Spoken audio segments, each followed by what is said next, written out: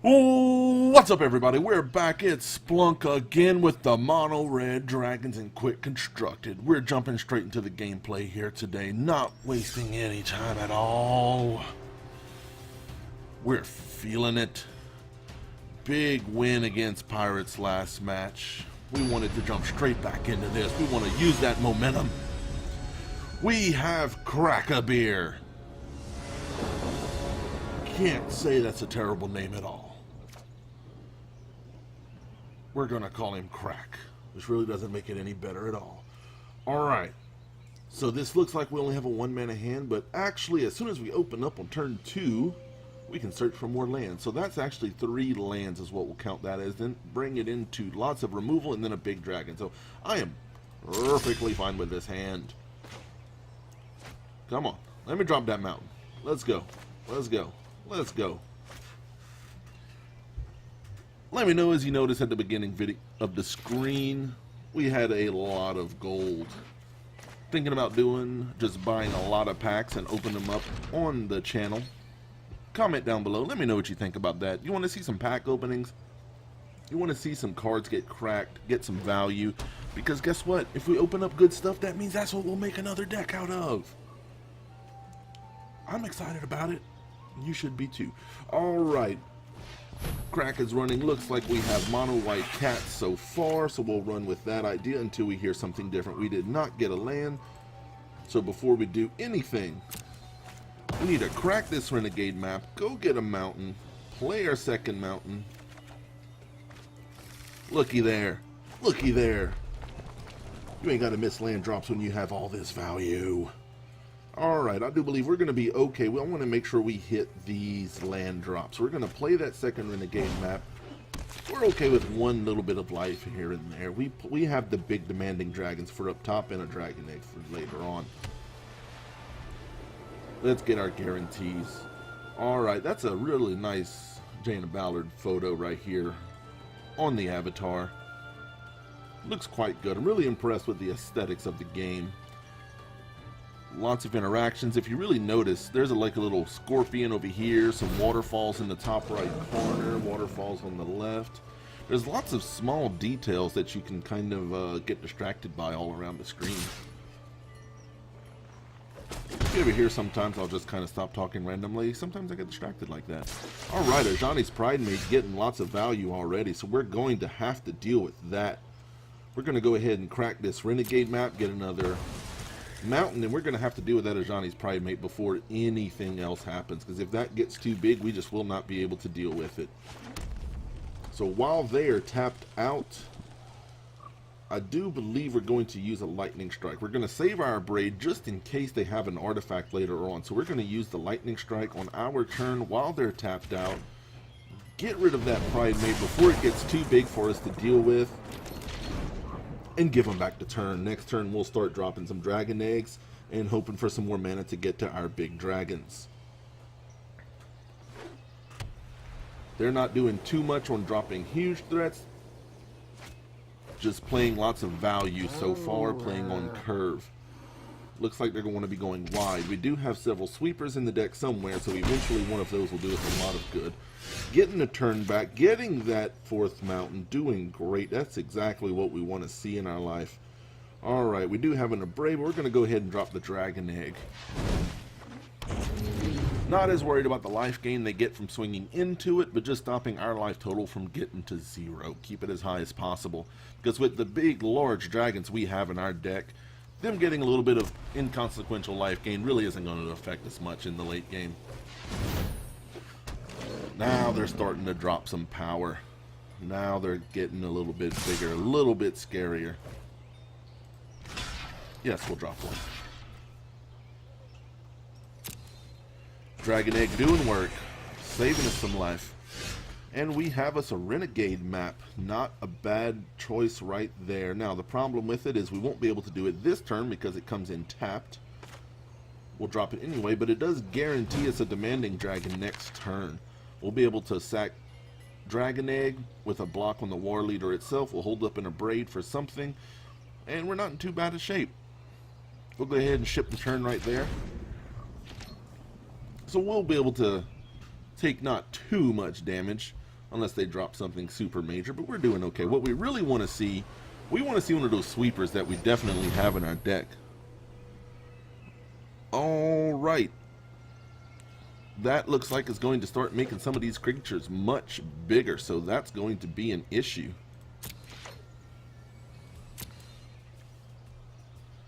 At the beginning of the end step, so once per turn, basically, they're going to get some 1/1 counters on everything. All right, the Leonin War Leader trigger. There's nothing we can really do to stop that. The Abrade doesn't do enough damage to kill it before the trigger happens. We'll do that. We'll block the big guy. We'll take an Abrade. Let's see, let's do 3 damage. And notice these have Embalm and these do not. So we actually want to kill the ones without Embalm first. Once they're on the field, they come up to about the same thing. Dragon Egg giving us some flying threat.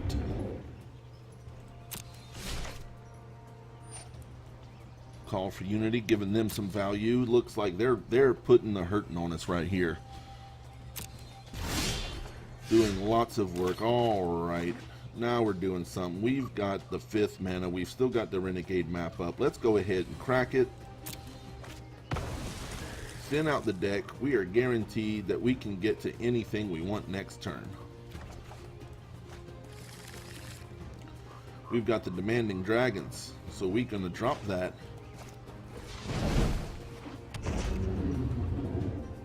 And that is why we're not too worried about the lifelink. We will do the damage. Now, we need to deal with that Leonin War Leader. At least one of our Demanding Dragon for now is big enough.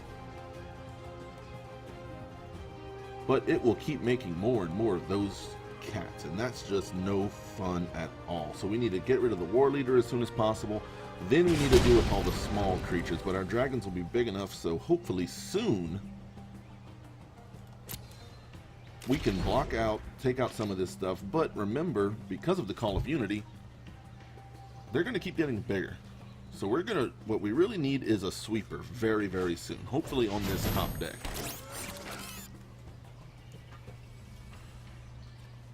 Good card. Still getting the bonus here because it's all creatures doing lots of work. Our opponent going big and wide. All right. Looks like this match may come down to, do we get the Sweltering Sun off the top of the deck? Really need to get that board cleared out. All right. Coming in with some damage. We're going to try to take as little as possible. Let's deal with that Leonin War Leader. Let's deal with one of these. We need to save damage. We need to try to live as long as we can. It looks like it's going to come down to pulling a sweeper off the top right here, because the Dragon Blocker's just not going to do it. And that's an Abrade. That's not going to be enough for us. We can drop a dragon. We can block one thing, but we just can't block enough. The Abrade can kill one, or we can drop a dragon. So either way, we can only stop one of these here. So we're going to go ahead.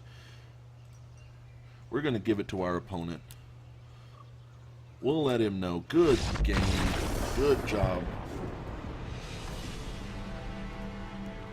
We're going to try to jump straight into another match right here. We're going to give it another go. All right. Now we're starting with 4 lands, a Sarkhan, and we have the Sweltering Sun, 2 walkers, so I do believe we can actually keep this, because that Sarkhan will be able to loot away extra lands if we just pull way too many.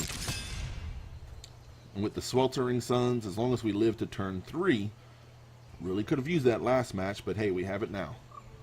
As long as we live to turn 3, we can sweep the board and start over with the big walkers.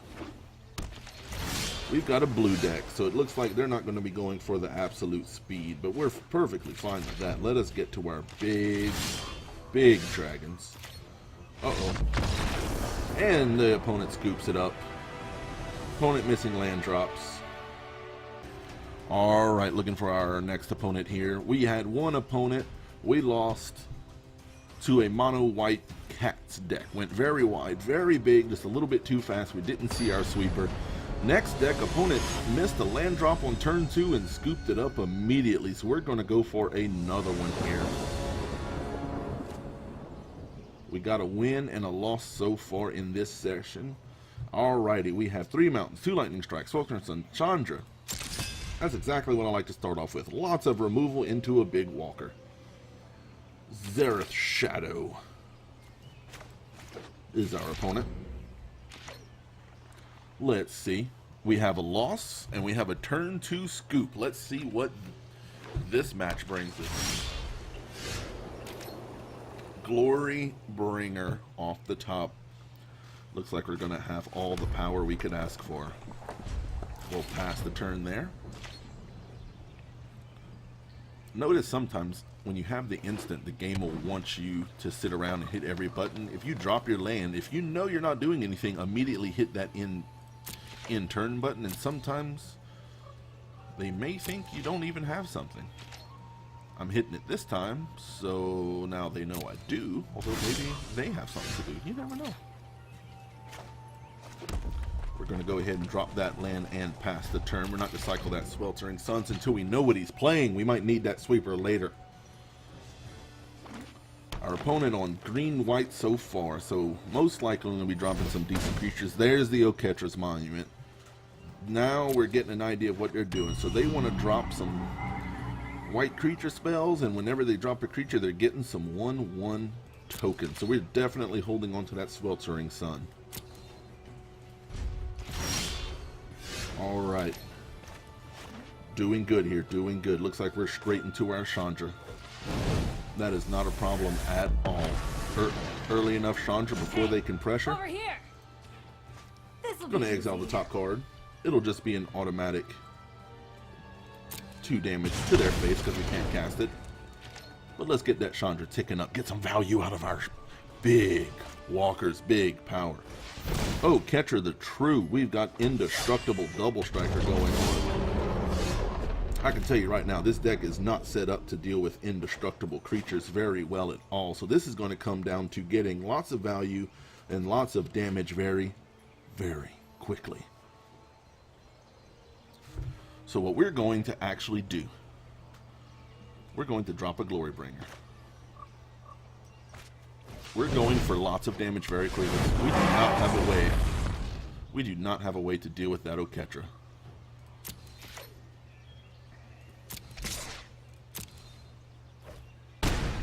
We're going to do that. We're going to take Chandra. We're going to add 2 mana, and we're going to Lightning Strike. We need our opponents to be at 0 as soon as possible, or we're in trouble. With indestructible double strike 3/6, it will not be possible to kill that creature in our current deck configuration. You will regret. Feel my pain. All right, Chandra's been dealt with. We can drop our Field of Ruin. We have a Sarkhan. So what can we do here? They have a bunch of little creatures on the field. We have 6 mana, so we can still cycle. I do believe we're going to go ahead and drop the Sarkhan.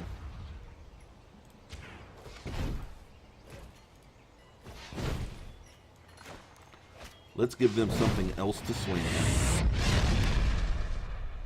No sword can pierce my scales. We're going to go into combat now. Attack with our Glory Bringer. Trying to get all the damage in we can as quick as we can.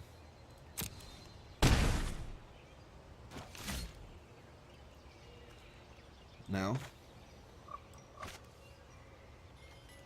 let's get rid of all these small creatures they have. Hopefully just buy us some turns. We're going to plus Sarkhan. Bolus told me I should do this. And decline, because we want that Lightning Strike, because that's guaranteed 3 damage. We need to find us a little bit of damage in this deck to get through. It's going to be close. They're going to be hitting for a bunch. Hopefully what we want to happen is the Oketra actually swings at the Sarkhan. Because if they spend time swinging at Sarkin when they'll catch her, that's, in a way, life gain for us.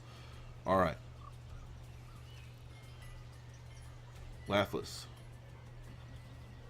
does have a pump effect. So that's 4 damage. That's 7 damage. You notice they're at 8. So here's what we're going to do. We're going to add 2 mana. I summon you! We're going to drop Lathless.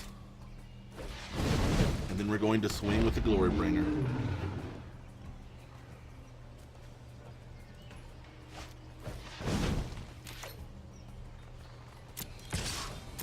And next, all we have to do is survive, and we have a lightning strike for the win, ladies and gentlemen. All we have to do is survive. We have a Sarkin, we have 2 dragons, and the GGs. The opponent saw it, the Sarkin, the dragons. They didn't even know about the lightning strike. That's a game right there. That's the difference a board sweep makes. Let me know in the comments, what did you think? What mistakes did we make? What can we change in the deck to do better?